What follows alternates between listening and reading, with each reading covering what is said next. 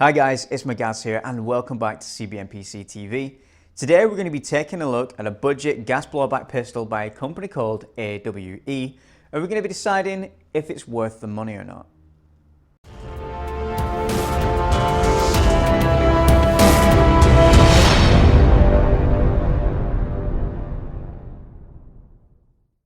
The AWE Glock 18C is a budget WE clone sold exclusively by Airsoft World. It comes in at $69.95 with spare 22 round magazines costing $14.99. Before we go any further into this review, I won't bury the lead. I don't recommend it. Everything stated in this review is based on the one AWE Glock pistol I had my hands on and is solely my opinion. Now, I really wanted to like this gun. I bought it while shopping for a replacement for my now deceased WE M&P. Originally, I was just going to replace that, but they were completely out of stock. So I had the idea of buying this, running it for a little while as standard to see how it functions, and then upgrading it with aftermarket parts to make a sleeper gun of sorts to see how much performance I could squeeze out of a basic budget pistol. After my initial impressions of the piece, I changed my mind. On opening the unmarked simple brown box, which is an aesthetic that I rather like, you are greeted by the pistol, magazine and back straps. Initial impressions were quite solid at this point. The presentation is very nice. The pistol, as you would expect with any Glock gas blowback, features a plastic frame and metal slide and barrel. The trigger, magazine release and sights are also plastic, while the takedown lever, slide release and fire selector are metal. The fire selector is quite smooth and clicks solidly into both semi and full automatic. The plastic used in both the trigger and magazine release feels very brittle. I don't think the magazine release will last very long time. If, like me, you run a pistol as a main weapon in CQB and make a lot of magazine changes, I think, from my initial impressions, that it will wear down quite fast and probably won't hold the magazine solidly in position. Obviously, I didn't spend enough time with the pistol to fully test this, it is just speculation. One plus point which the magazine points at though is the magazine release appears to be ambidextrous. By that I mean it seems to be removable and should fit on the right side of the frame for left-handed shooters.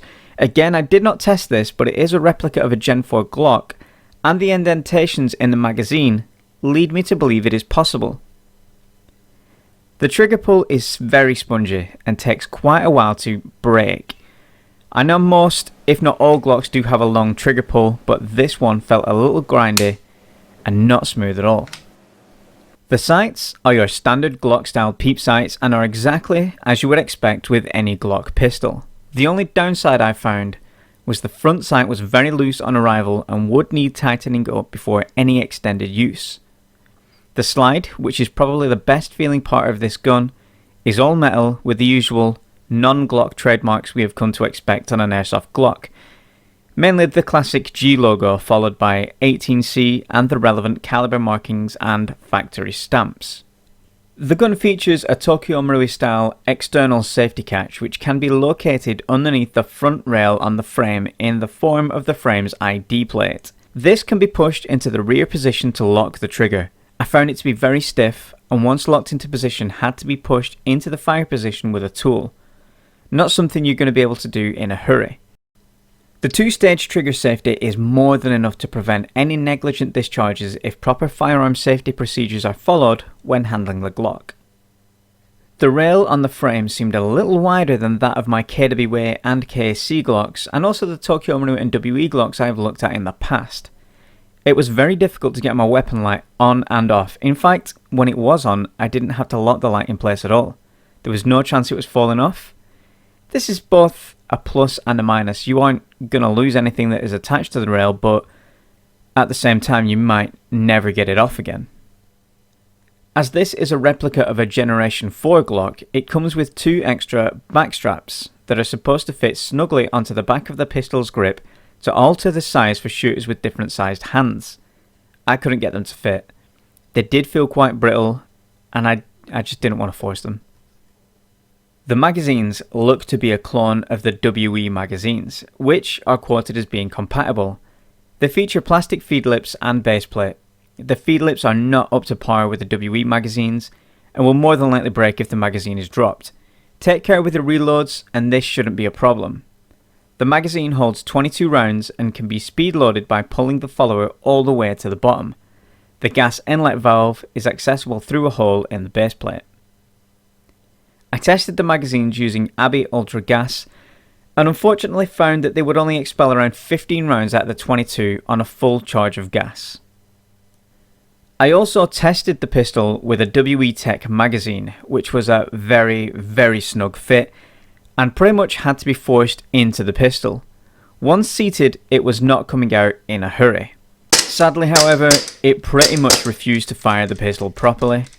I don't know if this was a problem with this particular pistol or this magazine, but I would say they aren't entirely compatible, and if you are going to buy WE magazines for this pistol, do so at your own risk. They may not work.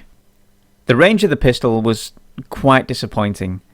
The rounds would only travel around 35 to 40 feet, then they were dropping very rapidly. It felt like the hop-up was not engaged at all. Figuring that this was a clone of the WE, which hides the hop adjust wheel underneath the chamber, I cleared the pistol and pulled down on the takedown lever and attempted to remove the slide. No matter what position the fire selector was in, the slide would not pull free of the frame.